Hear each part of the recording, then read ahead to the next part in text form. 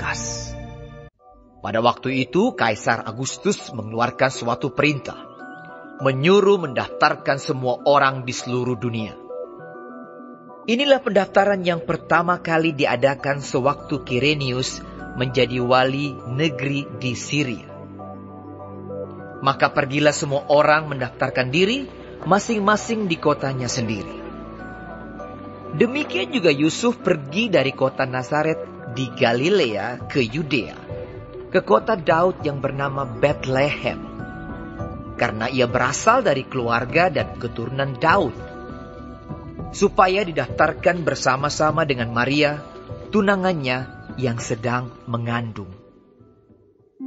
Ketika mereka di situ, tibalah waktunya bagi Maria untuk bersalin. Dan ia melahirkan seorang anak laki-laki, anaknya yang sulung. Lalu dibungkusnya dengan lampin dan dibaringkannya di dalam palungan, karena tidak ada tempat bagi mereka di rumah penginapan.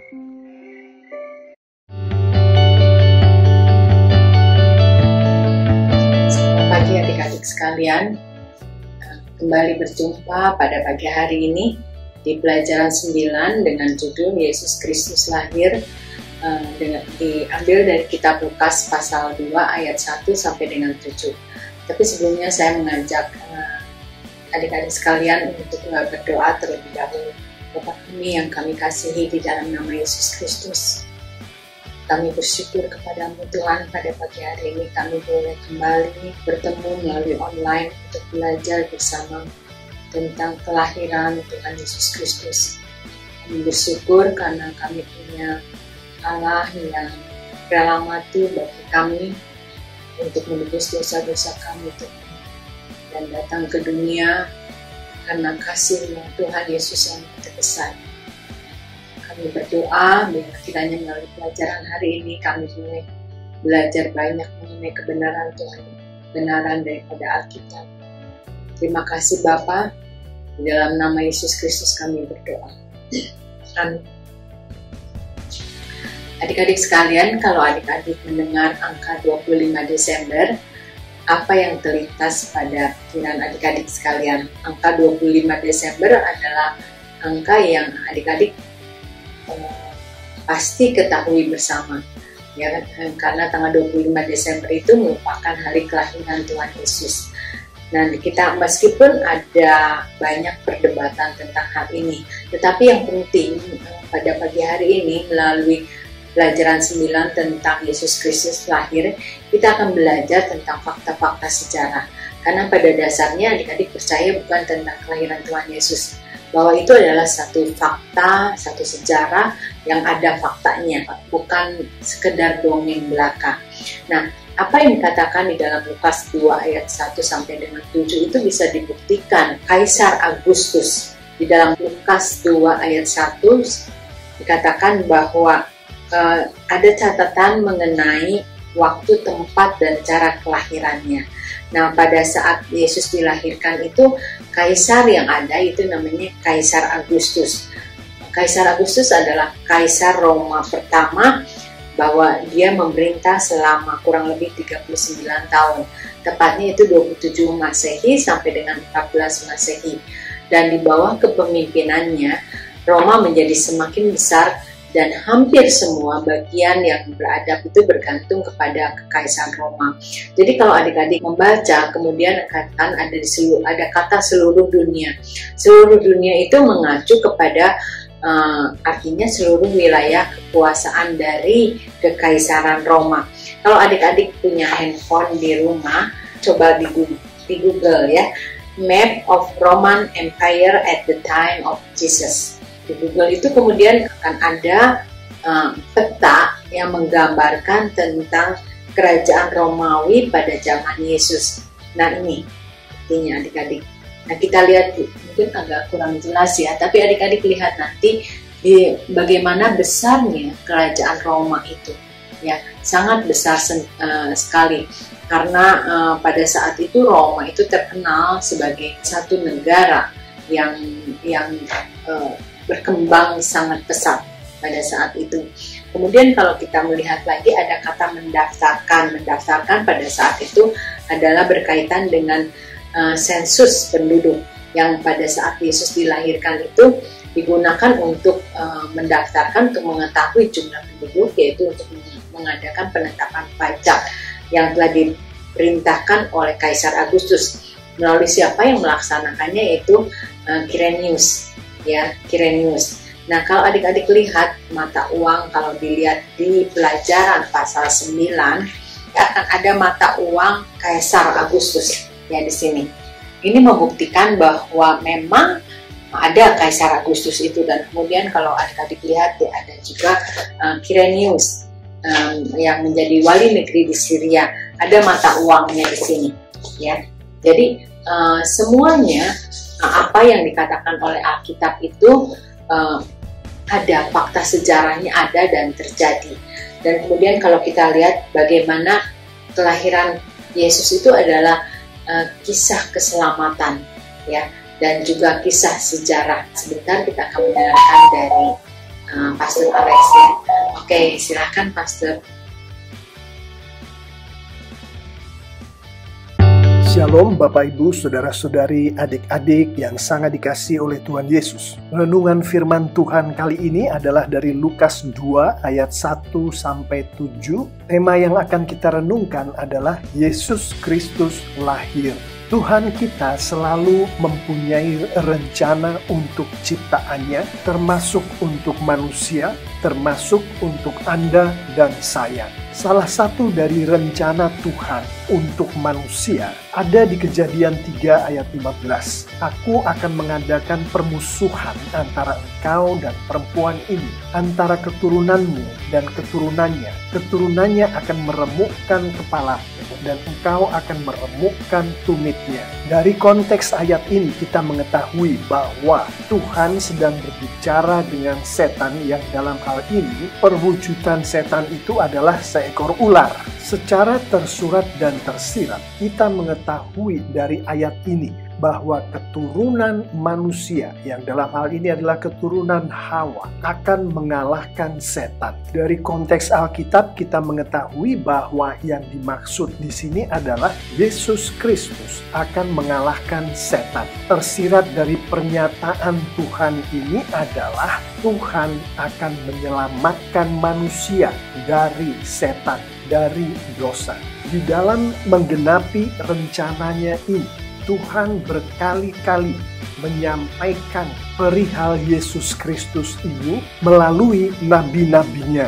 Beberapa di antaranya adalah melalui nabinya Mika. Tuhan berfirman, "Tetapi engkau, hai Bethlehem Efrata, hai yang terkecil di antara kaum-kaum Yehuda, daripadamu akan bangkit bagiku seorang yang akan memerintah Israel, yang permulaannya sudah sejak purbakala, sejak dahulu kala." Melalui ayat ini Tuhan memberitahukan bahwa seorang pemerintah bangsa Israel akan bangkit dari Bethlehem. Dari konteks Alkitab kita mengetahui yang dimaksud oleh ayat ini adalah Yesus Kristus lahir di Bethlehem.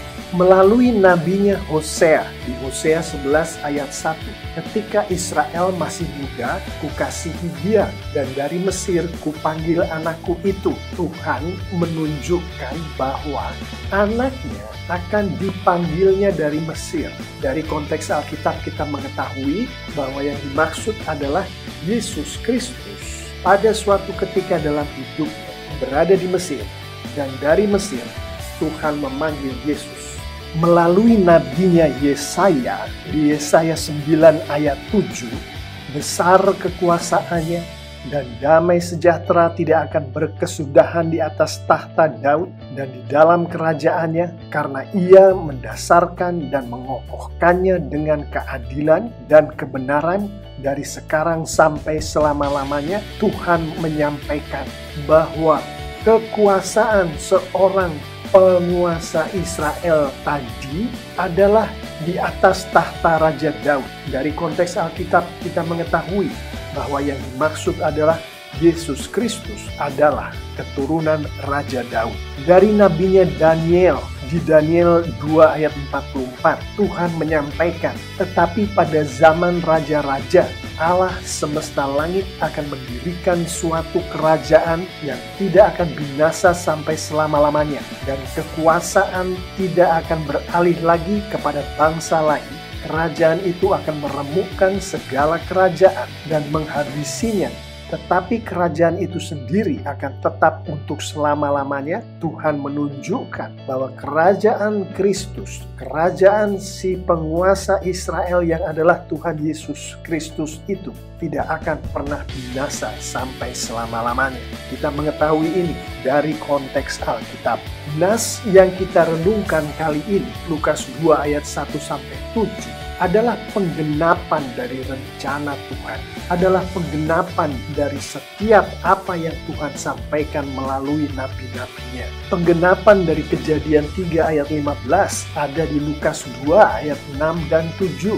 Ketika mereka di situ, tibalah waktunya bagi Maria untuk bersalin, dan ia melahirkan seorang anak laki-laki, anaknya yang sulung, lalu dibungkusnya dengan lampin dan dibaringkannya di dalam palungan, karena tidak ada tempat bagi mereka di rumah penginapan. Si anak laki-laki yang dilahirkan oleh Maria ini adalah keturunan si perempuan yang dimaksud di Kejadian 3 ayat 15, yang adalah Yesus Kristus. Penggenapan dari Mika 5 ayat 2 ada di Lukas 2 ayat 4, 5, dan 6. Demikian juga Yusuf pergi dari kota Nazaret di Galilea ke Yudea, ke kota Daud yang bernama Bethlehem, karena ia berasal dari keluarga dan keturunan Daud, supaya didaftarkan bersama-sama dengan Maria, tunangannya, yang sedang mengandung. Ketika mereka di situ, tibalah waktunya bagi Maria untuk bersalin. Dari ayat-ayat ini kita melihat bahwa Yesus Kristus adalah dari Bethlehem. Di samping penggenapan-penggenapan yang ada di nas kita kali ini, masih banyak lagi penggenapan-penggenapan lain yang ada di Perjanjian Baru. Hosea 11 ayat 1 digenapi di Matius 2 ayat 14 dan 15. Maka Yusuf pun bangunlah, diambilnya anak itu serta ibunya malam itu juga, lalu menyingkir ke Mesir dan tinggal di sana hingga Herodes mati. Hal itu terjadi supaya genaplah yang difirmankan Tuhan oleh Nabi, dari Mesir kupanggil anakku. Yang dimaksud penggenapan firman Tuhan oleh Nabi. Nabi di sini adalah Nabi Hosea. Yesus Kristus pernah di Mesir, yang kemudian dari Mesir Tuhan memanggil Yesus. Yesaya 9 ayat 7 digenapi di Lukas 1 ayat 32 dan 33. Ia akan menjadi besar dan akan disebut anak Allah yang maha tinggi, dan Tuhan Allah akan mengaruniakan kepadanya tahta Daud, bapa leluhurnya, dan ia akan menjadi raja atas kaum keturunan Yakub sampai selama-lamanya, dan kerajaannya tidak akan berkesudahan. Ayat ini menunjukkan bahwa Yesus adalah keturunan Raja Daud sebagaimana yang diberitahukan Tuhan kepada nabinya Yesaya. Daniel 2 ayat 44 digenapi di Lukas 1 ayat 32 dan 33. Ia akan menjadi besar dan akan disebut anak Allah yang maha tinggi, dan Tuhan Allah akan mengaruniakan kepadanya tahta Daud, bapa leluhurnya, dan ia akan menjadi raja atas kaum keturunan Yakub sampai selama-lamanya, dan kerajaannya tidak akan berkesudahan. Ayat-ayat ini menunjukkan bahwa kerajaan Kristus tidak akan berkesudahan, akan tetap untuk selama-lamanya. Demikianlah bagaimana rencana Tuhan digenapi oleh Tuhan. Apa yang sudah Tuhan rencanakan atas ciptaannya, dalam konteks ini atas manusia, Tuhan menggenapinya. Sang Juru Selamat yang direncanakan Tuhan sejak kejadian yang barusan kita renungkan tadi, digenapi Tuhan melalui kelahiran Yesus Kristus, Tuhan dan Juru Selamat. Demikianlah Bapak Ibu Saudara-saudari, adik-adik yang sangat dikasihi Tuhan Yesus. Yesus Kristus lahir di dunia sebagai penggenapan dari rencana Tuhan, yaitu rencana Tuhan untuk menyelamatkan manusia ciptaannya. Dari apa yang kita ketahui melalui renungan kita ini mengenai kelahiran Yesus Kristus, kita bisa dengan yakin mengimani bahwa apa yang Tuhan rencanakan akan Tuhan genapi. Di awal renungan kita kali ini, tadi saya sampaikan bahwa Tuhan selalu memiliki rencana untuk manusia ciptaannya. Termasuk Tuhan selalu memiliki rencana untuk setiap kita, untuk Anda dan saya. Untuk menutup renungan kita kali ini, saya akan mengajak kita semua untuk melihat penerapan dari nas kita kali ini dalam hubungannya dengan rencana Tuhan terhadap kita semua, terhadap Anda dan terhadap saya. Kalau di dalam konteks besarnya Tuhan menyelamatkan manusia, kita tadi melihat dari Kejadian 3 ayat 15, maka di dalam konteks kita, saya dan Anda, kita akan melihat rencana Tuhan ini dari Yohanes 3 ayat 16. Karena begitu besar kasih Allah akan dunia ini, sehingga ia telah mengaruniakan anaknya yang tunggal, supaya setiap orang yang percaya kepadanya tidak binasa, melainkan beroleh hidup yang kekal. Ayat ini memberitahukan kepada kita bahwa rencana Tuhan untuk Anda, untuk saya adalah supaya kita tidak binasa, supaya kita beroleh hidup yang kekal. Atau dengan istilah yang kita pakai untuk renungan kita di awal tadi, supaya kita diselamatkan. Bagaimana penggenapan rencana Tuhan itu atas Anda dan atas saya? Ayat 16 ini juga memberikan jawabannya, yaitu dengan Tuhan memberikan putranya yang tunggal, Tuhan Yesus Kristus, kepada Anda dan kepada saya. Dari renungan nas ini dan konteks Alkitab, kita mengetahui dengan pasti ini adalah fakta sejarah, bukan hanya disampaikan di Alkitab, tapi juga di buku-buku sejarah, bahwa Yesus Kristus, Anak Allah, sudah lahir di dunia ini. Nah, sekarang pertanyaannya, di dalam konteks kita pribadi, Anda dan saya, sudahkah anaknya yang tunggal itu, Yesus Kristus itu, lahir di dalam hidup Anda? Kita tahu Yesus Kristus sudah lahir, tapi sudah lahirkah Yesus Kristus itu di dalam hidup Anda? Pertanyaan ini penafsirannya atau artinya adalah, sudahkah Anda percaya bahwa Yesus Kristus, Anak Allah itu adalah Tuhan dan Juru Selamat bagi Anda? Jika jawaban Anda untuk dua pertanyaan ini adalah belum, maka artinya meskipun Yesus Kristus sudah lahir, kita memperingatinya sebagai hari Natal, namun Yesus Kristus belum lahir di dalam Anda, di dalam kehidupan Anda. Jika Yesus Kristus belum lahir di dalam kehidupan Anda, maka beberapa penerapan adalah berdoalah, memohon jamahan dari Roh Kudus. Mintalah Roh Kudus membuat Yesus Kristus menjadi Tuhan dan Juru Selamat pribadi Anda. Dengan begitu, Yesus Kristus lahir di dalam diri Anda, di dalam kehidupan Anda. Berdoalah, memohon jamahan dari Roh Kudus supaya Anda dibuat membaca dan mengerti Injil atau firman Tuhan atau Alkitab, sehingga Anda memiliki hubungan pribadi dengan si Anak Allah ini,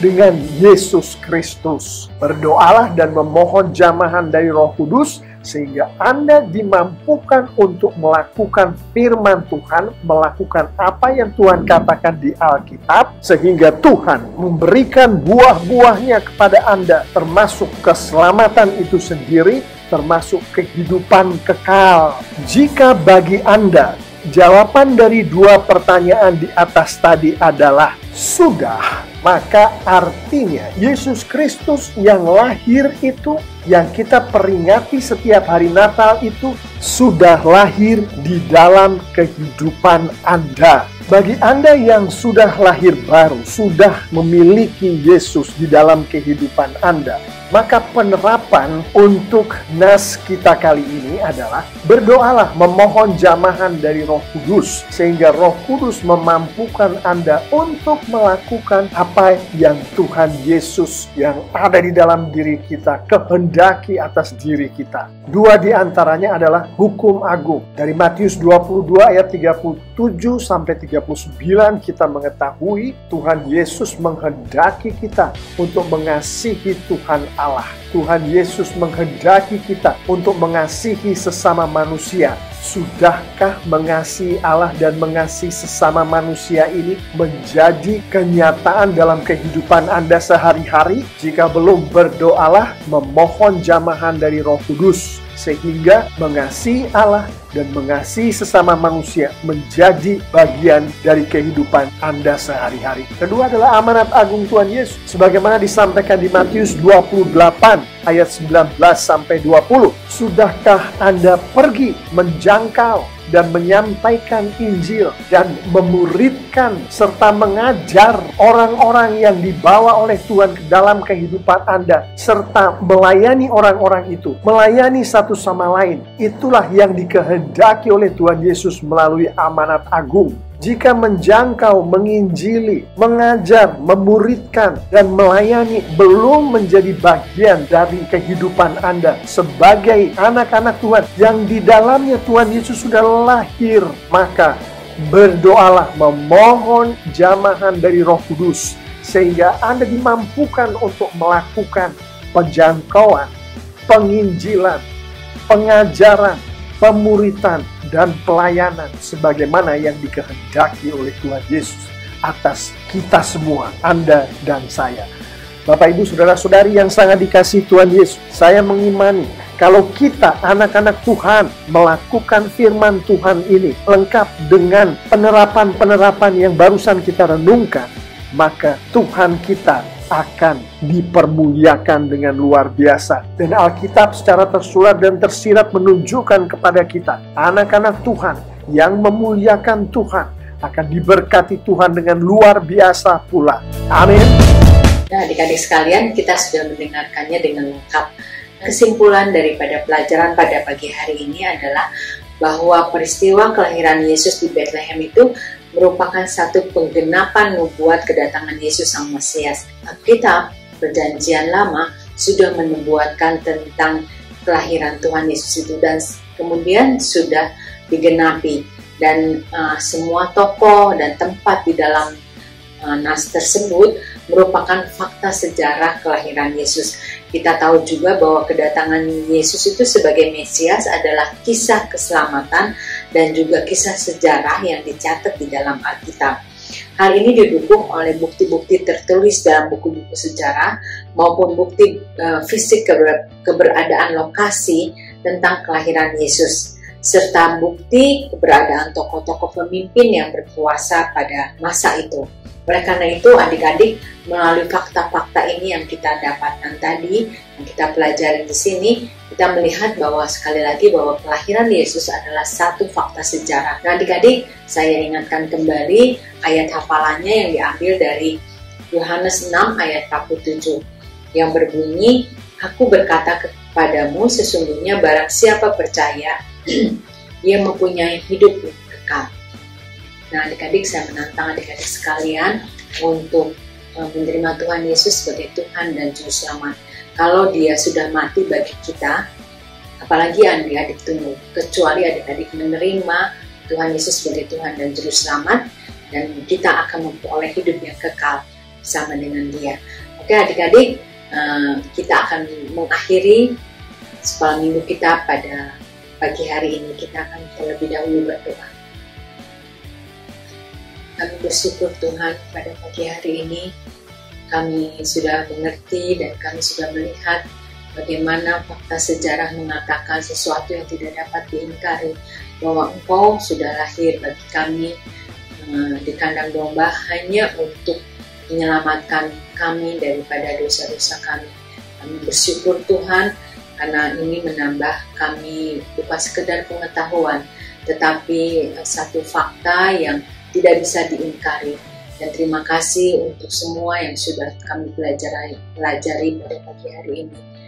Terpujilah namamu Tuhan untuk sekarang dan selamanya. Karena hanya di dalam satu nama, yaitu nama Yesus Kristus, kami mau berdoa dan mengucap syukur. Amin. Adik-adik, saya ingatkan kembali bahwa persembahan adik-adik dapat nanti transfer langsung ke rekening ini, atau adik-adik bisa menunggunya sampai nanti akhir triwulan, yaitu triwulan keempat, ya, yaitu akhir Desember nanti adik-adik bisa mengirimnya secara keseluruhan pada rekening tadi yang sudah dicantumkan. Sekian adik-adik pelajaran pada pagi hari ini. Senang bisa bertemu adik-adik melalui online dan senang kita bisa belajar bersama-sama pada pagi hari ini. Selamat pagi, selamat beraktivitas dan Tuhan menyertai.